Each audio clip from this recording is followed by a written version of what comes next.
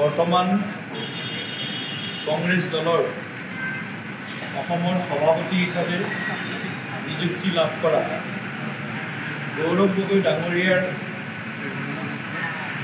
সন্দৰ্ভত যিবিলাক অভিযোগ উত্থাপন কৰিছিল, আজি সেই সকলো অভিযোগ সত্যৰ আধাৰত প্ৰতিষ্ঠিত হোৱা বুলি আজি আমি ডাঠি ক'ব পৰা হ'ল। তথাপিও গৌৰৱ গগৈ ডাঙৰীয়াই 3 ভাগৰ 1 ভাগে সত্য কথা কৈছে। এতিয়াও আচল 2 ভাগ বাকী আছে। পাকিস্তানত গৈছে, পৰিবাৰ পাকিস্তানত চাকৰি কৰিছে, পাকিস্তানৰ পৰা দৰমহা লৈছে, এইবিলাক কথাইতো মাননীয় মুখ্যমন্ত্ৰী ডাঙৰীয়াই কৈ আছে। চিধা প্ৰশ্নৰ উত্তৰ নিদি আজি সভাপতি হিচাপে দায়িত্ব লোৱাৰ পিছত মুখ্যমন্ত্ৰী ডাঙৰীয়াৰ যি তেখেতৰ সন্দৰ্ভত যিবিলাক তথ্য লুকুৱাই ৰাখিছে, যিবিলাক তেওঁ স্বীকাৰ কৰা নাছিল, আজি প্ৰেছমিটত সিও অসমত নহয় নতুন দিল্লীত প্ৰেছমিটত তাৰ কিছু অংশ আজি স্বীকাৰ কৰিছে। আমি আচৰিত হৈছোঁ যে গৌৰৱ গগৈ ডাঙৰীয়াই পাকিস্তানত গৈ কিমান দিন থাকিল, কি কৰিলে, কাক লগ ধৰিলে, কোন তেওঁৰ লগত গ'ল, কোনফালেদি গ'ল ইত্যাদি যিবিলাক কথা, সেই কথাবিলাক কিন্তু আজি প্ৰতি ৰাজহুৱা কৰিবৰ সাহস গোটাব পৰা নাই। মই আহ্বান জনাইছোঁ গৌৰৱ গগৈ ডাঙৰীয়াই তেখেতৰ সঁচা কথাখিনি অসমত আহি অসমৰ ৰাইজক অৱগত কৰাওক। পাকিস্তানৰ প্ৰতি কংগ্ৰেছ দলৰ নেতা নেত্ৰীৰ মৰম, পাকিস্তানৰ প্ৰতি দৰদ নতুন কথা নহয়। কংগ্ৰেছৰ সেই সময়ৰ তদানীন্তন প্ৰধানমন্ত্ৰীৰ পৰা আৰম্ভ কৰি কংগ্ৰেছৰ বহু নেতাই সুযোগ আৰু সুবিধা পালে ভাৰতৰ স্থিতিৰ বিৰুদ্ধে গৈ পাকিস্তানৰ নীতিক সমৰ্থন কৰাৰ অসংখ্য উদাহৰণ আমাৰ হাতত মজুদ আছে। আৰু গৌৰৱ গগৈ ডাঙৰীয়াৰ বিৰুদ্ধে যেতিয়া অভিযোগ আহিছিল, তেতিয়া কংগ্ৰেছ দলৰ সকলো নেতাই এই অভিযোগক খণ্ডন কৰিছে। কংগ্ৰেছ দলৰ কোনো নেতাই বংশবাদৰ ৰাজনীতিৰ যি তেওঁলোকৰ পৰম্পৰা, সেই পৰম্পৰাৰ বিৰুদ্ধে থিয় হোৱাৰ সাহস গোটাব পৰা নাই। কিন্তু আজি কংগ্ৰেছ দলে মুখলজ্জা থাকিবৰ বাবে আৰু 10 ছেপ্টেম্বৰত যি ভূমিকম্প আহিব, সেই ভূমিকম্পৰ জোকাৰণিটো কিমান প্ৰবল হ'ব তাৰ হয়তো কিছু পূৰ্বানুমান লাভ কৰি আজি তেখেতে পাকিস্তানত যোৱা কথাটো স্বীকাৰ কৰিছে। অসমৰ ৰাইজ এতিয়াও দুদুল্যমান অৱস্থাত আছে। গৌৰৱ গগৈ ডাঙৰীয়াই পাকিস্তানত গৈ ভাৰতৰ স্বাৰ্থৰ হকে কোন পক্ষৰ লগত কথা পাতিলে, নে ISR আমন্ত্ৰণত গ'ল পাকিস্তানলৈকে, নে পাক সন্ত্ৰাসবাদীৰ শিবিৰসমূহ য'ত ভাৰতৰ বিৰুদ্ধে সেই শিবিৰসমূহত মৌলবাদী উগ্ৰবাদী শক্তিৰ প্ৰশিক্ষণ হয়, সেই প্ৰশিক্ষণ কেন্দ্ৰত গ'ল, নে ISR ঘাটিত গ'ল, এই কথাবিলাক কিন্তু এতিয়াও অসমৰ ৰাইজে অৱগত হোৱা নাই। আৰু এইখিনি নিশ্চিতভাৱে 10 ছেপ্টেম্বৰত ইয়াৰ দুধ কা দুধ পানী কা পানী যিটো আমি শব্দ কওঁ, 10 ছেপ্টেম্বৰত ইয়াৰ মানে গুৰিটো ওলাই পৰিব আৰু মুখ্যমন্ত্ৰী ডাঙৰীয়াক ধন্যবাদ জ্ঞাপন কৰিছোঁ আমি যে অসমৰ এগৰাকী সাংসদ বৰ্তমান কংগ্ৰেছ দলৰ বিৰোধী দলৰ উপদলপতি লোকসভাত তেখেতৰ যি কৰ্মকাণ্ড মই পুত্ৰ পৰিবাৰৰ কথা নকওঁ কিন্তু তেখেতে আজি যোৱা দুমাহ ধৰি অসমৰ ৰাইজক যি বিভ্ৰান্ত কৰি এজন মুখ্যমন্ত্ৰীয়ে যেতিয়া এটা কথা কয় সেই কথাটো যদি আধাৰ নাথাকে সেই কথাটোৰ যদি সত্যাসত্য নাথাকে নিশ্চিতভাৱে তেনেকুৱা কথাবিলাক মুখ্যমন্ত্ৰীৰ মুখেৰে ওলাব নোৱাৰে ইমান কোৱাৰ পিছতো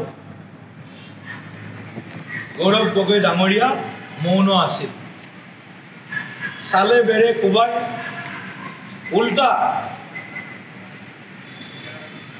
আমাকে মুখ্যমন্ত্ৰীকে আঁঠু কাঢ়িব লাগিব বুলি বক্তব্য লজ্জাজনক বক্তব্য প্ৰদান কৰিছে কিন্তু আজি দিল্লীত কৰা তেখেতৰ যি সংবাদ মেল এই সংবাদ মেলত জুলুঙাৰ মেকুৰী ওলালে কংগ্ৰেছ দলে তেওঁলোকৰ মাজতো হয়তো কিছু একাংশ কৈছোঁ কম হ'লেও একাংশ আছে দেশক ভাল পোৱা ভাৰতপ্ৰেমী লোক আছে পাকিস্তান প্ৰেমীসকলৰ কথা কোৱা নাই ভাৰতপ্ৰেমী লোকসকলে যদি অনাগত দিনত ভাৰতীয় জনতা পাৰ্টি বা NDAত চামিল হ'ব বিচাৰে তেতিয়াহ'লে সেইসকল লোকৰ বাবে আমি দুৱাৰ মুকলি ৰাখিছোঁ গৌৰৱ গগৈয়ে স্বীকাৰ কৰা অনুসৰি তেওঁ 2011 চনত পাকিস্তান ভ্ৰমণ কৰিছিল 2011 চনত গৌৰৱ গগৈ সাংসদ নাছিল কিন্তু তেওঁৰ পিতৃ অসমৰ মুখ্যমন্ত্ৰী আছিল তো পিতৃৰ অজ্ঞাতে তেওঁ নিশ্চয় পাকিস্তান ভ্ৰমণলৈ যোৱা নাছিল আপোনালোকে যিটো সূত্ৰ হেৰি কৰিছে যে পাকিস্তান প্ৰেমী বা ভাৰত বিৰোধী স্থিতি এই কথাটোৱে তৰুণ গগৈক চুবনে নুচুবে মৃত বা প্ৰয়াত শ্ৰদ্ধেয় গগৈদেৱৰ প্ৰতি তৰুণ গগৈদেৱৰ প্ৰতি আজিৰ দিনত কোনো ধৰণৰ বক্তব্য ৰখাটো উচিত নহয় আৰু এইটো ৰাজনীতিৰ অংশ হ'ব নালাগে কিন্তু বৰ্তমান যিজন আছে উত্তৰাধিকাৰী সূত্ৰে খুৰাকৰ চিটটো কাঢ়ি আনি কলিয়াবৰত MP হ'ল খুৰাকক টাটা বাবাই দি দিলে দীপ গগৈ ডাঙৰীয়া তাৰপিছত দুবাৰকৈ MP হ'ল আৰু বহুতে কৈছে যোৰহাটত কলিয়াবৰত কাজিৰঙাত কিয় নেখেলিলে MP কিয় তেওঁ নিজৰ চিট এৰি কিনে তেওঁ কিয় যোৰহাটত খেলিব লগা হ'ল ঠিক আছে যোৰহাটৰ ৰাইজে তেখেতক সমৰ্থন দিছে ৰাজনীতিত হৰা জিকা থাকিব তাত কোনো আপত্তি নাই তেওঁ জিকিছে ৰাইজে ভোট দিছে ৰাইজে ৰজা গণতন্ত্ৰ তাত আমাৰ কোনো আপত্তি ক'ব আমাৰ তাতে ঈৰ্ষণীয় নাই 9টাত বিজেপি জিকিছে 3টাত কংগ্ৰেছ জিকিছে কিন্তু কেতিয়াবা কেতিয়াবা এনেকুৱা লাগে যে বিজেপি 3টাত জিকিছে কংগ্ৰেছ 9টাত জিকিছে গৌৰৱ গগৈ ডাঙৰীয়া অনাগত দিনত মই তেখেতক ব্যক্তিগতভাৱে কোনো ধৰণৰ তেখেতৰ প্ৰতি মানে অন্য মন্তব্য মোৰ নাই কিন্তু জেইচা কৰনি এইচা ভৰণি আৰু অকল তেওঁ নহয় মই যদি আজি বেয়া কাম কৰিছোঁ ভৱিষ্যত মোৰ প্ৰজন্মসকলেও কিন্তু তাৰ ফল ভোগ কৰিব লাগে গতিকে কংগ্ৰেছ দলৰ ইতিহাস খুচৰি লাভ নাই খুচৰিলে 855 জন শ্বহীদক কেনেদৰে ডেকা ল'ৰা এজাল অসমীয়া যুৱকক গুলীয়াই হত্যা কৰিছিল তাৰ কাৰণে কংগ্ৰেছ দলে আজিলৈকে ক্ষমা এটা বিচৰা নাই শ্বহীদ হিচাপে কংগ্ৰেছ দলে তেওঁলোকক স্বীকৃতি পৰ্যন্ত দিয়া নাই ভাৰতীয় জনতা পাৰ্টিৰ চৰকাৰ আহিয়ে সৰ্বানন্দ সোণোৱাল ডাঙৰীয়া চৰকাৰ অহাৰ লগে লগে আমি প্ৰতিটো পৰিয়ালক 5 লাখ টকাকৈ টকাৰে নহয় সন্মান শ্ৰদ্ধা ধুনীয়া হোৱাসকলৰ কাৰণেও আমি চিন্তা কৰিছোঁ আৰু যথাসম্ভৱ তেওঁলোকৰ পৰিয়ালবিলাকক কিমানখিনি পৰা যায় আমি চোৱাৰ চিন্তা সকলোকে পৰা নাই নিশ্চিতভাৱে, কিন্তু আমি চিন্তা চৰ্চা চলি আছে। 55 বছৰ 60 বছৰ কংগ্ৰেছৰ যি ভয়ংকৰ তেওঁলোকৰ ষড়যন্ত্ৰ আছিল, জিন্নাৰ যিবিলাক সপোন আছিল, হাজকে লিয়া পাকিস্তান লড়কে লেংগে হিন্দুস্তান, এই সপোনক চৰিতাৰ্থ কৰোৱা ভাৰতত থকা একাংশ লোক, তাৰ মাজত কিন্তু বহু কংগ্ৰেছৰ নেতৃত্ব, তাৰ কিন্তু বহুত নাম সাঙুৰ খাই আছে আজি পৰ্যন্ত। আজি যদিও আমি আজি কোন ক'ত আছে মই নাজানো, ধুবুৰীৰ এজন MLA আছিলে, মহিবুল হক নেকি নামটো, গৌৰীপুৰৰ, তেওঁ ধুবুৰীক লৈ কংগ্ৰেছৰ চৰকাৰ চলি থাকোঁতে ধুবুৰীক লৈ মুছলমান স্বায়ত্ত শাসনৰ দাবী উত্থাপন কৰিছিল। সেই সময়ত কংগ্ৰেছৰ কোনো এজন নেতৃত্বই সেই দাবীক প্ৰত্যাহ্বান কৰি জনাব পৰা নাছিল। ভাৰতবৰ্ষৰ সংবিধান ৰক্ষাৰ কথা কয় কংগ্ৰেছ দলে, হিতেশ্বৰ শইকীয়া ডাঙৰীয়াৰ দিনত যদি 25 জন যদি হিন্দু হয়, ছেকেণ্ড অফিচাৰজন মুছলমান হ'ব লাগিব, এই ধৰণৰ নীতি ভয়ংকৰ সংবিধান বিৰোধী নীতিক যদি সমৰ্থন কৰিছিল কংগ্ৰেছ দলটোৱে সমৰ্থন কৰিছিল। অসমৰ সদায় অসমৰ স্বাৰ্থৰ বিপৰীতে কংগ্ৰেছ দলৰ কুকীৰ্তিৰ ইতিহাস আমি দিনটো গাই থাকিলেও কম নহ'ব। কংগ্ৰেছ দলে কৰা অসম বিৰোধী ভয়ংকৰ চক্ৰান্তৰ, ভয়ংকৰ পাপৰ প্ৰায়চিত্ত অহা 20-25 বছৰ কংগ্ৰেছ দলে মিনিমাম ভুগিব লাগিব। মিনিমাম ভুগিব লাগিব অসমত অহা 20-25 বছৰ। তেওঁলোকে আৰু বেলেগ সপোন দেখি লাভ নাই। তেওঁলোকে খালি যদি পাৰে প্ৰতিগৰাকী শ্বহীদৰ পৰিয়ালৰ ঘৰত যায় ক্ষমা খোজক, অসমক বাংলাদেশী চৰণীয়া পথাৰত পৰিণত কৰা, ৰেচন কাৰ্ডত নাম সোমাই দিয়া, ভোটাৰ লিষ্টত নাম সোমাই দিয়া, বাংলাদেশী মানুহক চৰ অঞ্চলত বহুৱাই সংস্থাপন দিয়া, এই যিবিলাক অসম বিৰোধী ভয়ংকৰ কাম কৰিছে, তাৰ কাৰণে অসমীয়া ৰাইজৰ জাতি জনগোষ্ঠীবিলাকৰ ওচৰত তেওঁলোকে ক্ষমা ভিক্ষা বিচাৰে। আজিৰ সময়টোত মোৰ এয়া আহ্বান। আগত আমাৰ কুইজ কম্পিটিশ্যনবিলাক আছিলে, কুইজ কম্পিটিশ্যনবিলাকত ডাইৰেক্ট প্ৰশ্নবিলাকৰ যদি কোনোবা উত্তৰ দিব পাৰে 10 নম্বৰ পায়, আৰু বাগৰি অহা প্ৰশ্নবিলাক 5 নম্বৰ পায়। গতিকে 2 নম্বৰজনক আগবঢ়াই দিছে 1 নম্বৰজনক। 2 নম্বৰজনৰ কথাখিনি 1 নম্বৰজনে তেওঁৰ মুখৰে খুৱাইছে। গতিকে যদি ভাবে ৰিপুণ বৰা ডাঙৰীয়া 10 নম্বৰ পাইছে, এইটো ভুল কথা।